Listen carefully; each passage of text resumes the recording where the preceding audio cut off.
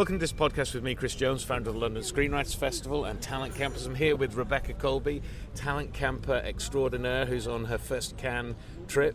How's it been for you? I think that huge sign over one of the hotels I saw recently said it all. It's called Splendid. It's been absolutely splendid and amazing. I just can't get over it. It's my first trip, and I didn't know if I should come before I had anything to show and discuss with anyone. And I'm so glad I did because I've learned so much this week. Yeah, amazing. So we're out in the world. We're in a little restaurant called La Maison. We're about to have breakfast brought over to us. It's our last day at the Cannes Film Festival, and as you can probably hear, the world is happening around us. So this is going to be unfiltered and unedited. But what have been, I want to get into loads of practical details and, how to get the most out of your trip and, how to organize it so that it doesn't bankrupt you.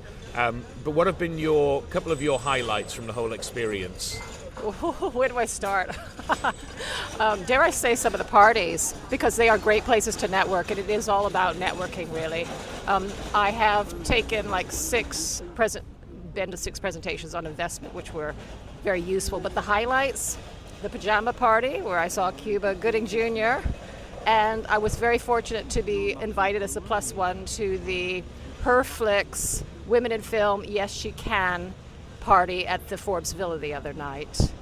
And that was fabulous. They had an opera singer, a violinist, and we did lots of dancing and a bit of drinking. But did great networking there as well, yeah. Right, and what if you had one big takeaway from the whole experience, what do you think that one big takeaway would be? For me, I suppose it's different than for other people, is again not to feel like an imposter and to come sooner rather than later, because you will learn on the ground. It's not just the motivation, but it's the people I'm meeting and the people I'm reconnecting with. So I guess for me the biggest tip would be to network before you get here.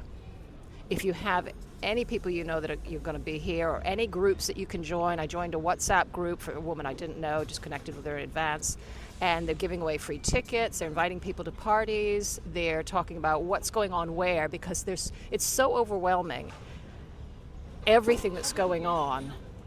I dare say I haven't seen any screenings yet.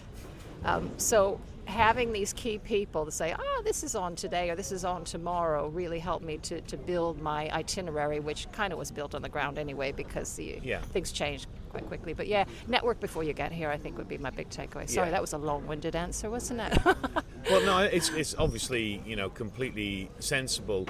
I guess the flip side of that is do all your networking in advance so you can create all the relationships.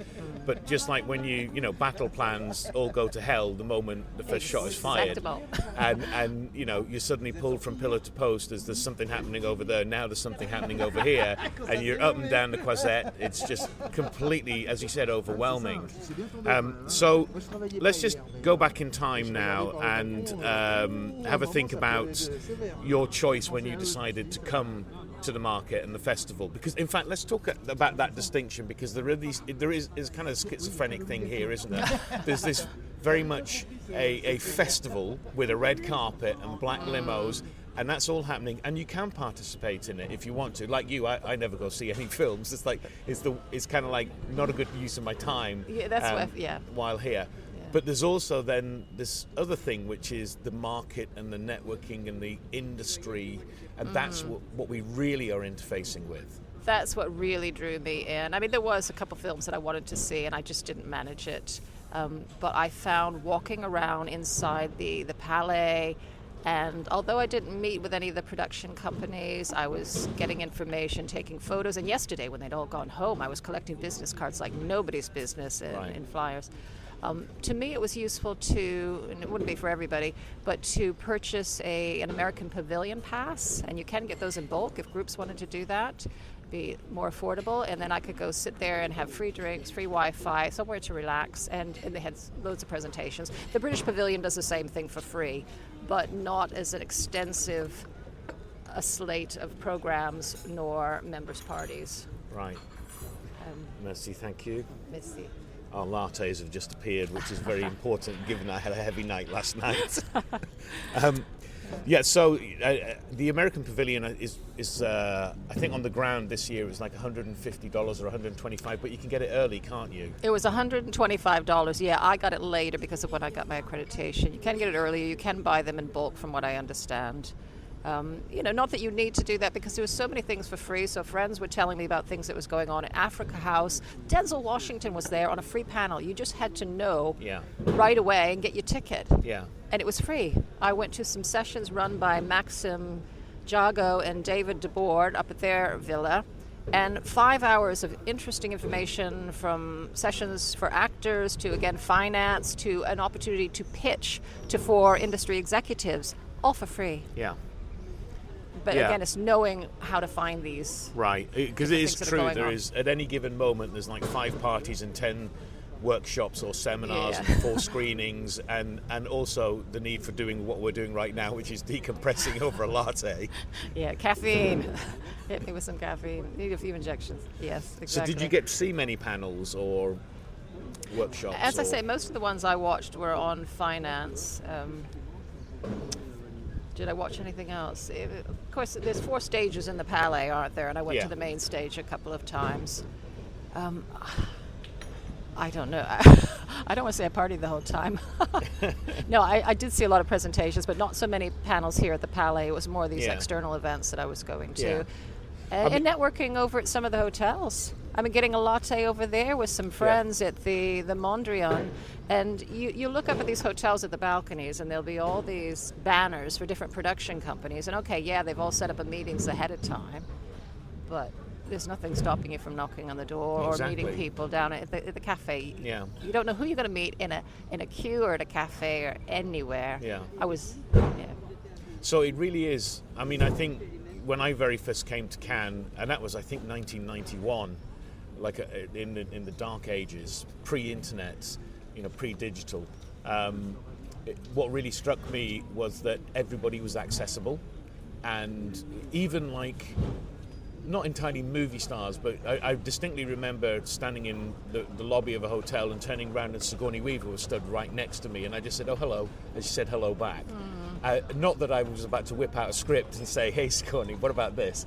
But that kind of like social access to people, and if you do have that social skill, which I think you do, because clearly you're working the room. Thank you, Chris, because I am a born introvert, I very get that shy, too. But I have, thanks to Talent Campus, and pushed myself and push beyond that fear, because you're not going to get anywhere if you don't. And it's actually gotten fun. Right. I'll be the first to admit that I actually enjoy it to a great extent now. Right. And I don't want to say that I'm a celebrity spotter, but I was quite pleased when I walked within 3 feet of Tom Cruise and his security the other night, just walking along the Croisette pavement and going to the car. Yeah. So what would you say to, because, one of the things I want to do in this podcast is just give some people some really great tips about coming next year if they want to come next year. But, if you had one big thing to say to someone who's got either anxiety or nerves, or like they're socially anxious, which I think a lot of us creative people can be, like, what would you say to them about making the choice to come?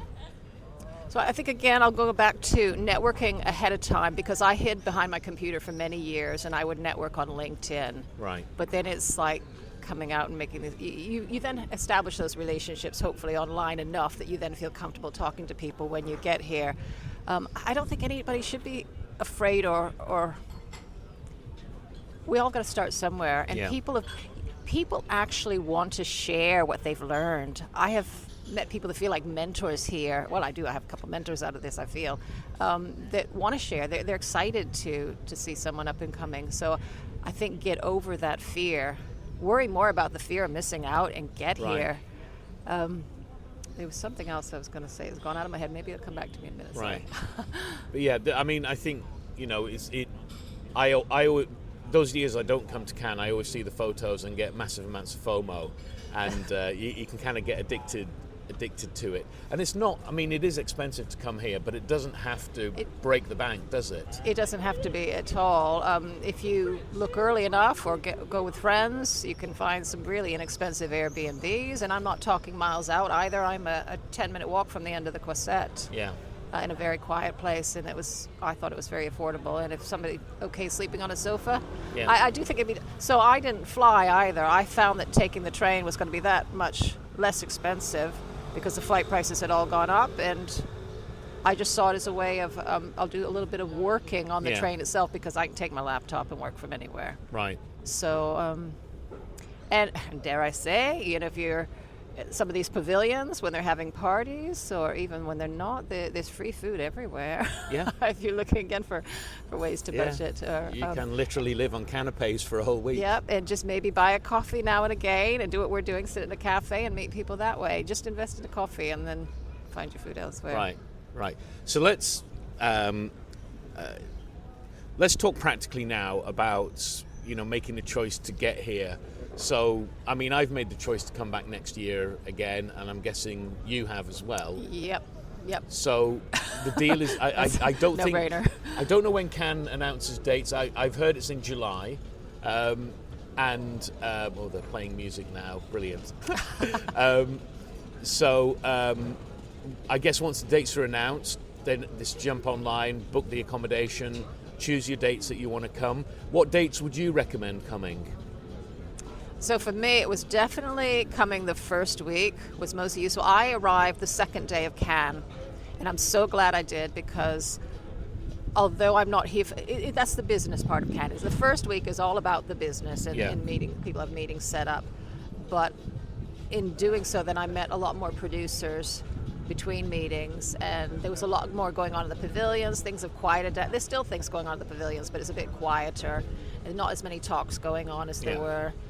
And so if you're here for the films, by all means come the second week, and you're here for the socializing. But I think the parties and the business aspect are very much the first week. Yeah, I would agree. And I think, this year it's been Tuesday, that full week, and then all the way through to Saturday of the second week, which I think the awards are on the Saturday. And I think a lot of people first-time people make the mistake of thinking the Cannes Film Festival is the same as the Cannes Film Market.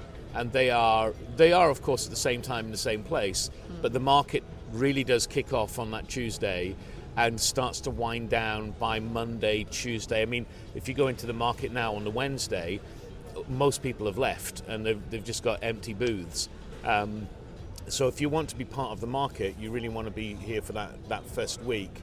That said, it is quite overwhelming, and if you are a little bit nervous, I've always been an advocate of rocking up on the Sunday and you kind of catch the tail end of the madness, and there's still some madness on the Monday too, but by Tuesday it's calming down. And what I've found is the sales agents will actually speak to you on the Tuesday because they're not trying to sell now, they're now trying to acquire. So I had a mental evening last night with sales agents as they party hard, being social creatures. So that's another strategy. But I think, like you, next year I'm going to be coming early and staying for as long as I can. And you'll know more about this. I don't, but I'm not at the place I need investors, but it's nice to make these relationships early. And I've met a few investors, I think, by being here the first week. I don't know if they disappear the second week or not, but I've met a few of them at parties. Yeah, I mean, it depends on, if films are premiering this week and they're investors in those films, they will be here. And if also, investors have friends who they come along with us to Cannes to see my film. So, there's a strata of very wealthy people. I mean, just across the road, there's that booth, we can almost just see it, where they've got little toy cars. I took photos of that electric toy cars for kids nice. That probably cost £250,000 each. And Coots yacht over there on the other side of those cars. Yes, I mean, it's just salubriously awful. But that's what you need. We need money to make our projects. Okay, so going back then to making the decision about coming. So you decide you want to come, plan early, book your accommodation early, get your flight or your train early, and then there's accreditation. And there's a number of ways you can do accreditation. I know you came in, you actually got a full sales pass, and you got access to Senando this year. So what is Senando? So Senando is the directory of everyone, every person, every company, as far as I'm aware, that's here. And I have used that, certainly, looking up people that I've met where we haven't exchanged details, or just people I'm curious about, or even people that I have, to see if there's more information about them on that. And that's accessible. Is that accessible for a year? Do I understand that right? No, you can go home and use it. Yeah, but does it expire after a year? And then I think you've got 1 year access. That's what I understood, yeah. So if you buy again next year, you just roll over. Yeah, and the other benefit, I believe, is that, well, there's so much going on that I can then watch things on repeat, or I can watch many of the presentations I've not seen already. So for me, it was worth it to get that accreditation, but I was fortunate to be able to do so. I mean, I got an IMDb Pro account when they were on sale at the beginning of the year in January, when everybody's trying to get you to buy things because nobody has any money, and then put things on in development. Yeah. And managed to get my accreditation because I wasn't sure I was going to. They did turn me down the first time, and then I thought, no, I'm going. They're not going to. Right. So they're not going to tell me no. So you know, to some degree, you need to have some credit. You need to be real. No, I can't say that I don't have any credits. I did have a couple credits already, and there are 3 projects in development this year. So I wasn't being disingenuous in any way. So another sneaky way that I think people can do it, and they should take action on this now, is buy a credit on a crowdfunding film, and you know, become an executive producer, because they'll almost certainly be bringing that film to Cannes next year. So you're now an exec producer on a film that is in Cannes selling, not in the Cannes Film Festival, but in the market, attempting to get a sales agent. And if anybody's interested in doing that, I know someone, that's her plan, so yeah. Right. So you need to have some kind of presence, website, socials, because to some degree I think they do check things. But you can get a free pass as well, which is what I got. I want to hear more about that, because I wasn't aware of that. Well, you just apply for registration. I can't remember exactly what it's called, but I've never in my life paid for a pass for Cannes, but I've never had access to Senando either. So Senando used to be an actual big fat blue book that was kind of called the Cannes Bible. And obviously they made the switch to digital at some point, but that was like the thing to acquire at Cannes. But it also meant you had to, like you did, pay, and when I was 20 or whatever, that was out of the window. I couldn't afford to eat, never mind get the blue book. But you can, and I suspect next year you probably will come in on the free pass, because why not? Exactly. So you get your accreditation sorted. Now Cannes opens up for accreditation. Again, I can't remember exactly, but it's like December or something, and then they actually open like in January or something. It was early February, I think. Yeah, right. I think that's when I applied. Right, and you want to get in as quickly as you can, because they may reject you and you may have to reapply. Exactly, appeal it. And I think that happened to you, didn't it? That's exactly what happened, yeah. I applied the first day that they opened for the early bird, and I was rejected. So then I took a couple weeks to regroup and get a strategy together, and reapplied, and got in right within the day. Yeah. Right. And then once you've got your accreditation, again, you know, this will be being your second year. I suspect all people returning next year who have been here this year will hear about the WhatsApp group. There will be probably multiple WhatsApp groups, but one will dominate, which will be, I think Isabel Dreen set one up this year, which everybody seems to be a member of, where people are exchanging information. I'm sure that will kick off early before Cannes, people switching information. It's also essential when you're here, because that's people switching tickets, giving you access to parties. It's been brilliant being part of her WhatsApp group, yes. So that's, I didn't know her before. I don't even know where I saw it, if it was on Facebook. But yeah, I immediately went to the WhatsApp group, and as you say, invites and screening tickets, because again, people's schedules change, and they just get tired, and they don't need the ticket at the last minute. You can get a lot of different invites and tickets, and just the networking on that. So I don't know if I mentioned already, yesterday I helped an actress do her audition, film her audition, and read lines for her. And that was a nice meeting as well. Right. So it's just about being open. You don't know what's going to happen. Again, the networking off the back of that. Yeah, just. Yeah, I think that's any way to a network. That's a really key strategy to have, which is, you know, talk to the person in front of you, the person behind you, the person to the side. How can I help? You know, find out who they are. And that's what it is. How can you help?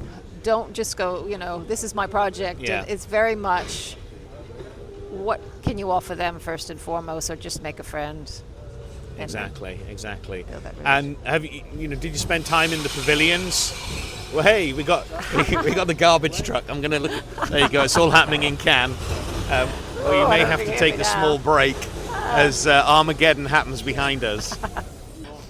Yeah. Okay, so did I see some of the other pavilions? Not really. I spent time mostly between the British and the American pavilions where I had some meetings. We did go to the Baltic region, but that's because they allowed us to sit at their table to chat.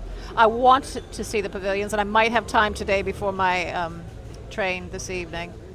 But what I didn't realize, which was useful to know, is that the pavilions over on the other side of the yachts that have a separate entrance, learning about the American tax incentives there's a separate U.S. Film Commission pavilion over there, and the immersive pavilion, and the immersive.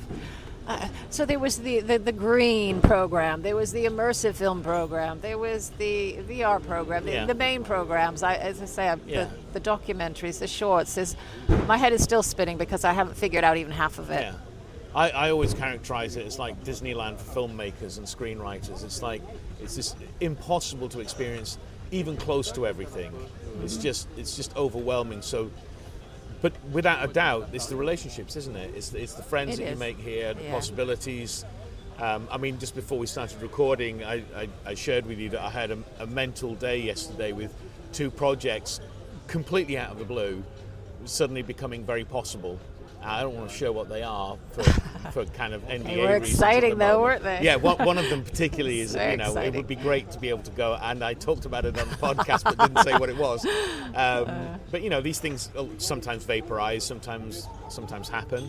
But for me, that the big one that came out was one that was a relationship that I made in Cannes, probably in 1998. That's when I first met this person, and we had a drink and a chat, and I'd see him every other year or every year, and then suddenly, because of where I was at in my career and where he was at in his career, the crossroads suddenly appeared, and all of that social interaction over 2 decades suddenly resulted in a real opportunity for us both. And I think that's what we all need to appreciate. And you did stress this a lot on Talent Camp, is this building these relationships over time. Not to say we can't get on with our own projects and do things, but keep building these relationships, and you don't know where they're going to lead. Exactly. Everybody is a potential, and needs to be treated as such. Okay, so is there anything we've not talked about that we think we need to talk about apart from have breakfast and more caffeine? The olive bread. That's been the highlight of my trip. I've tried olive bread from 6 different boulangeries. No, I can't think of anything right now. Okay, so let's wrap this up then. Obviously you've done Talent Campus and I can't say enough good about that. Oh. And we kind of have a small Talent Campus cohort. Some people arriving today, some people arrived I think on Monday. Next year I'm 100% certain that there will be a very large Talent Campus cohort. I think everyone from Talent Campus 8 will want to get in on, they'll have the FOMO. And they'll, I think you'll be the spearhead of like, this is what happened to me, and people will be like, I want a piece of that. And they'll be coming without, the anxiety of like, I don't know what I'm doing, because they'll have a little guide. I'm sorry, they're Talent Campus alumni. They should come without that anxiety anyway. Yeah, no, I get it. But it's also, I suppose it was right upon us as well, because Talent Campus... Yeah, it was only a couple months ago. Yeah, exactly. Yeah. And people are, making adjustments in their brain. So I suppose going back to, let's say pre-Talent Campus, pre-Cannes, Rebecca, hearing about having the concept of should I or shouldn't I go, what would you say to yourself before Talent Campus about Cannes now, if you could go back in a time machine? So pre-Talent Campus, I was like, it's going to be years before you're ready, Rebecca. I have a part-time job freelance with a screenwriting retreat center, and a lot of the people come on to Cannes after the retreats or involved in Cannes, and they're further along than me, and I really felt like you need to be further along. So it would have been an absolute, no, you're not ready. Not that and now it's like, it's making me ready. It is. And the enthusiasm will last. I know it will. Amazing. Well, thank you very much for meeting me on your last day, and I'm sure we'll thank you for having me. back in the UK. and we'll see each other, I'm sure. And if not, we'll see each I'll other see you at in this Cannes, table yes. next year. Really enjoyed it. Thank you so much. Amazing. Chris. Thank you. Thank you.